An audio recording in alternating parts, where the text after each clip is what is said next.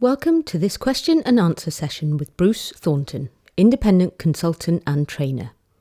Bruce developed the risk model several years ago with David Paul of Gwynedd Council.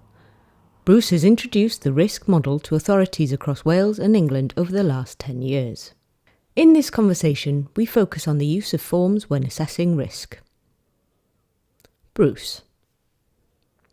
There seems to be a lot of forms involved in the risk model. Are there any disadvantages to using forms? Any risks? Well, that sounds a little ironic. Any risk of using forms, of course there are disadvantages as well as benefits with forms. You've asked this with a degree of suspicion, so we'll start with disadvantages. Forms become boxes. Boxes need filling. Filling or not filling becomes an issue of compliance. This can make it work as passive. This is in contrast to what professional judgment demands. If we cast our thoughts back to the report into the tragic Baby Peter case, one thing that came out of it was the movement to reclaim social work, to undo the trend of filling in boxes and looking at computer screens all day, getting back out to see families again. Take a step back and ask yourself, why was the risk model created? And at the same time, what did Dr. Munro's report into the Baby Peter case tell us about assessing risk? The risk model was created to provide consistency. That's what Dr. Munro wanted as well.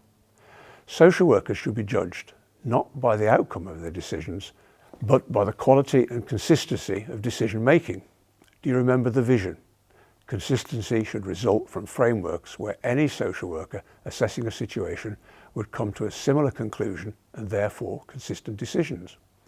What Dr. Munro was telling us was that you can't expect social workers to really know what was likely to happen next. All kinds of outcomes are possible, positive and negative ones. There are many variables. There's too much information that you will never know, but you can ask them to make decisions based on what is known. Let's go back a few years. Some will remember core assessments, and I remember people complaining that the form was poor or badly designed. I did see poor assessments at that time, but they weren't always because of the form. You could get very good assessments. Workers could use it effectively, but yes, they were long forms. These forms and those in the risk model are much the same. They just structure information. They gather evidence logically in a predefined way. And if we don't do this, what do we have? Think of a situation where you give people a blank piece of paper for assessments and then let them just work it out. Of course, some would thrive. However, you are likely to get a variation in interpretation of task.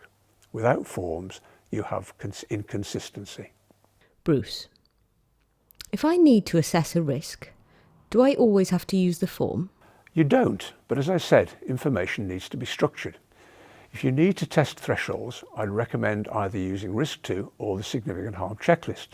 You could pick up one of these forms, but something else magic happens over time. What happens as you use these structures routinely is that they are available to you as you listen to information. It can become instinctive and intuitive without looking at the form. So there are processes and requirements where using the form is necessary, a document where the evidence is recorded. It provides a point in time, capture of evidence driving a specific decision. There is proportionality in assessing risk. Information is received on active cases every day.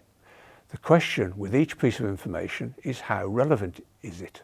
Specifically, does the information indicate a concern about likelihood of significant harm?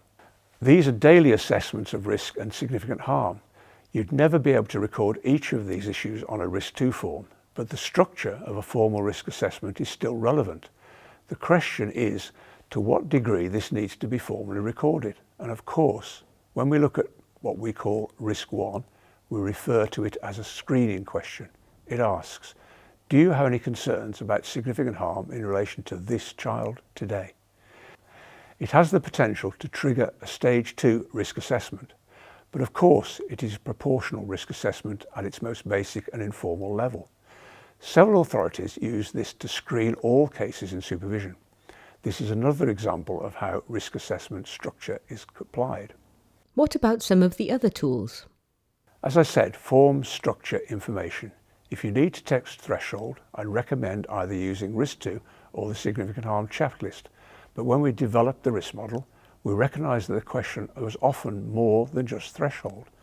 As part of threshold, in the cases of home conditions, in neglect, how do you think through and record your assessment? Or, if neglect is about parental responsiveness, as part of neglect. Or the question relates to the capacity of parents to change. These are questions that may benefit themselves from some structure and format in order to consider various aspects. In those cases I just mentioned, you could use the home conditions assessment, a section of the Grady Care profile, relate to responsiveness, or in relation to change, you could use the change model. These help you focus and gather information to make decisions. Think of it as a library. You never go to the library and think, oh, all those books, where do I start? I'll never read them all. You go in with an intent, a specific inquiry or an area of interest. Tools are the same. If you need to focus on something, ask yourself if there's anything that could help you. If so, use a tool. But these are not mandatory. They're there to help you, not make life harder. Thanks, Bruce. Anything else you'd want to add? If I was to add anything else, I would suggest that you think of the library example. Is there anything else you think about you'd like me to answer? I'm thinking about how all of this fits with the effective child protection. The simple answer is that tools help create clarification on threshold. They can help you identify what needs to change with some precision. And if you think about a practical tool, such as home conditions, they could be very much part of measurement. They can also record relevant strengths. I mentioned earlier that point that tools and box filling makes you passive. I think that's something you need to avoid. So another answer is for you to think about the question, what is the most important part of effective child protection? And it's not one of the 4 jigsaw pieces. Nothing will improve in practice until we look at individual workers and how they put all of these ideas and tips into practice. So the most important part of effective child protection is actually reflective practice. That practice that makes you think about what and how you do things, that wanting to think about how you are doing something, how you did something, and how you plan to do something. That's the key to it all. Tools are a window on your judgments. They help formalize and organize your thoughts. They help you construct some interpretation out of random information. With these ideas derived from using the tool, you can start to think about what this means for you, how it all fits together. A tool is like a hammer. You're the builder who chooses how to use it. When you've done so, you look at what you did and you could ask yourself how it went. What did you learn? What about next time? And remember, tools can be used insensitively to overwhelm or intimidate families. Tools only become a passive problem if you don't reflect on their use. Thanks, Bruce.